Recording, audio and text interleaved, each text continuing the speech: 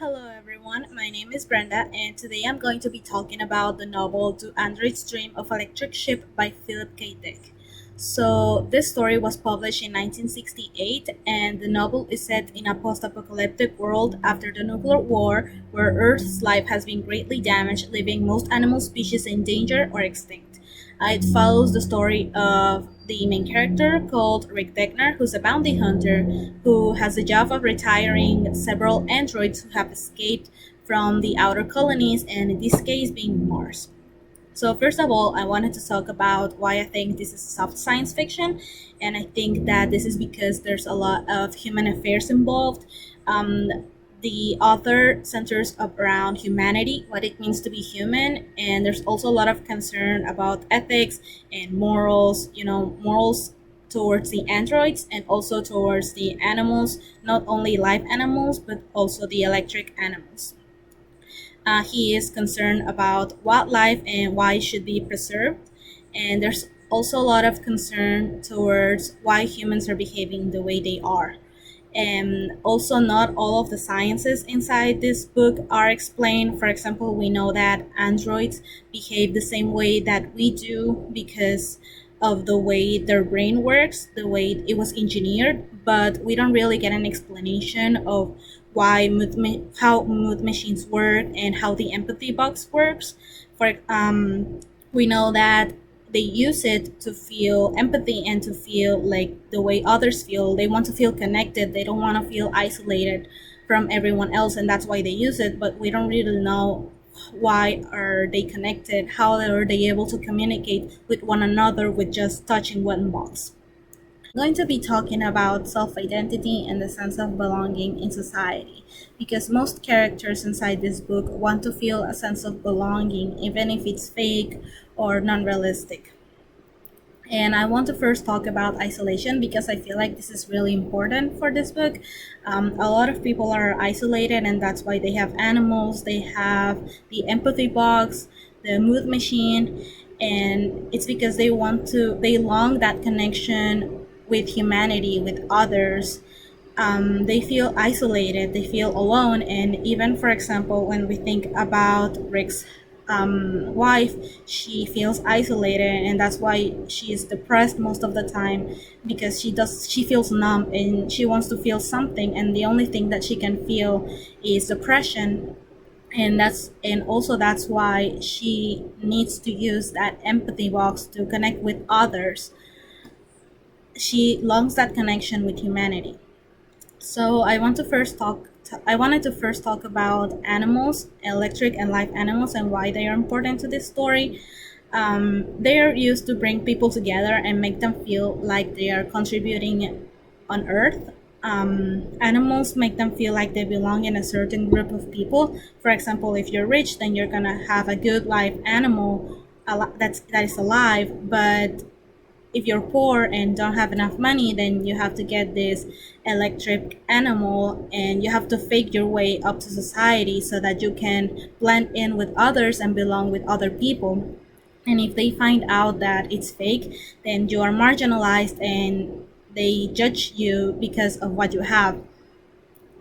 Also, for example, when Rick gets to a point where he has money, he goes to out to buy this new ship, and the store clerk tells him like, I'd like to see you move up to the gold class where I think that you belong, and brainwashes him into thinking that he needs this gold in order to fit in with the higher end of society, even though he doesn't need it, or even though he wants something else.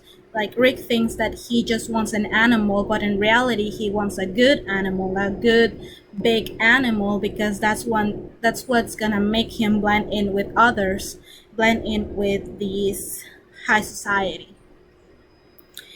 Also, I wanted to talk about Isidore because this whole character all over the novel wants tries to fit in with people, not only real people but also with the androids. He just wants to feel like connected and he wants to feel like he belongs somewhere. In his mind, he's a chicken head and he cannot get it out of his mind, and he is always reminded that he is a chicken head and he's not gonna be nothing else, and he is marginalized. And when Pris gets into the building, he is really excited and he will do anything for her because she makes him feel like he belongs and that he's in this group of people, even though the androids are bad and even though they are killers and even though they killed his spider, he at some point doesn't even care anymore. There's this quote by Isidore, and it says, "You have to be with other people," he thought, "in order to live at all. I mean, before they came here, I could stand it, but now it has changed. You can't go back," he thought. You can go back from people to non-people.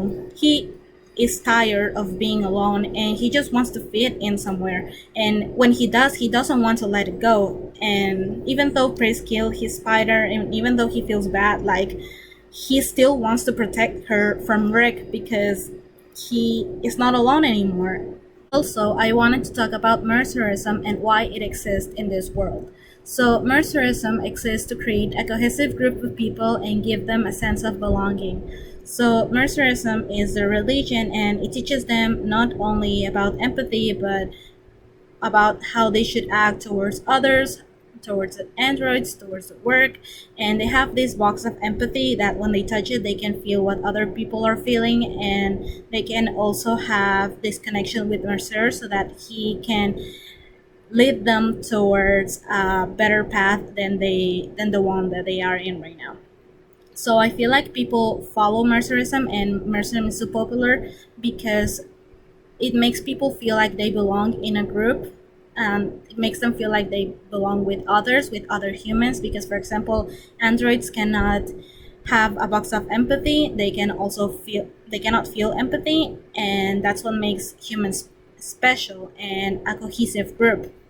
Mercerism teaches them empathy, and this empathy is what differentiates them from androids. And even though at some point they find out that mercerism is fake, a lot of people will still believe in it because it's not it's not about Mercer. It's not about if it's fake or not. It's about the meaning behind mercerism. It's about being with others. It's about being able to feel human even though they are in this apocalyptic world. For example, when Rick's wife knows that they now have a goat, she wants to go into her box and share with others because that way she feels human. She probably doesn't even care about the goat. She probably doesn't care if it's alive or not. It What matters is that she's able to go into this box and share with others what she's feeling in that moment, and that gives her a sense of belonging. Lastly, I have this other quote that says, "Is it a loss?" Rachel repeated, "I don't really know. I have no way to tell. How does it feel to have a child? How does it feel to be born, for that matter? We're not born, we don't grow up. Instead of dying from illness or old age, we wear out like ants. Ants again, that's what we are. Not you, I mean me. Chitinous reflex machines who aren't really alive." She twisted her head to one side, said loudly, "I'm not alive." So Rachel says this when they're together in the hotel, and she's fighting with herself about being an android because in that moment she wants to be human. She wants to be with Rick. She wants to be together. She wants to give him everything that she cannot give him. And that's because she doesn't belong with humans. She belongs with androids. And that's why she is sad and sorry to him that she cannot give him what he wants. So there is a lot of ethical and moral messages throughout this novel. One of the main one being that the more technology, the less human and separated we become in the society. They needed mood machines in order to feel certain ways, and they also needed the empathy box in order to connect with others. They took things for granted before the war and now they are missing things as simple as being with animals or being able to breathe the fresh air or connect with others and even feeling human. The only thing that separated humans from androids was the ability to feel empathy. There's this quote in the book that says, "Empathy evidently existed only within the human community, whereas intelligence, to some degree, could be found throughout every phylum and order, including the arachnida." For one thing, the empathic faculty probably required an unimpaired group instinct. A solitary organism, such as spider, would have no use for it. In fact, it would tend to abort a spider's ability to survive. It would make him conscious of the desire to live on the part of his prey. Hence, all predators, even highly developed mammals such as cat, would starve.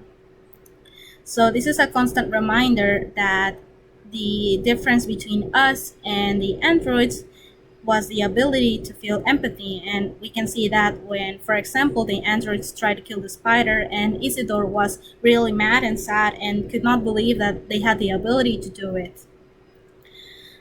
So why is this science fiction? Although the world is imaginary and it deals with problems we could face in the future, there's a high criticism about using technology and how it is separating us from being human.